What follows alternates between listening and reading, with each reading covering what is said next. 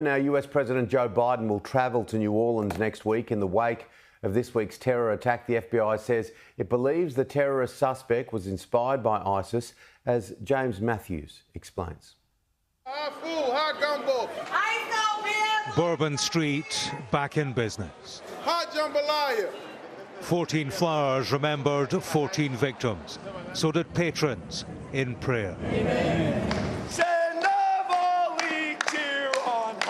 Supporters in town for a college football game did it their way. Terrorism is not going to stop us from living. Metal wedges are now on pavements that a terrorist used to steer around temporary barricades. 36 hours on, 36 hours too late. Newly released camera footage shows a fresh angle on the incident as it unfolded, the chaos and the carnage. The FBI's latest assessment is that the attacker Shamsuddin Jabbar acted alone and that there was no connection between the New Orleans attack and an exploding Tesla Cybertruck in Las Vegas. They've released images of Jabbar in the street just over an hour before he carried out his attack, and a picture of one of the coolers he placed containing an improvised explosive device. And they've told how he posted videos to social media on his way to commit murder and spoke of his support for ISIS. In the first video, Jabbar explains he originally planned to harm his family and friends, but was concerned the news headlines would not focus on the, quote, war between the believers and the disbelievers, end quote.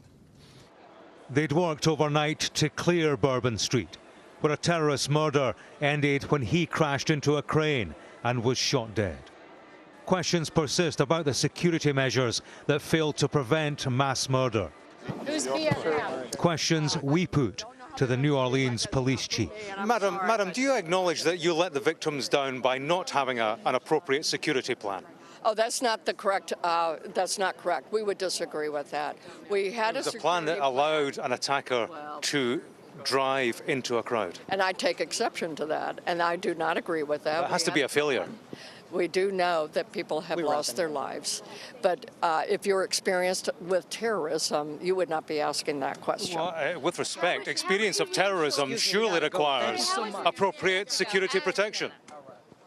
We are learning more about the victims, people who'd come to party in the center of New Orleans and crossed a terrorist path. The last thing that we ever said to each other, he told me he loved me, so. Jack Besh lost his brother Martin, nicknamed Tiger, here on the left. He made a FaceTime call to an emergency room as doctors fought but failed to save his brother. He couldn't respond to any of us, but he could hear us. I truly believe he could hear us. His eyes were closed and he was on a machine, but I know he could hear us. God kept his heartbeat beating for a reason, and I believe it was so that me and my family could tell him goodbye. You couldn't even fit in the room. There were so many doctors in there. And they said they did everything they possibly could, and he fought so hard. God was calling him home. It is the iconic street, the old part of New Orleans in the fabled French Quarter. Bourbon Street has the rich associations of this city's past. Its music, its culture, entertainment. Bourbon Street is the best of New Orleans. Here, sadly, they have seen its worst. James Matthews, Sky News, in Bourbon Street, New Orleans.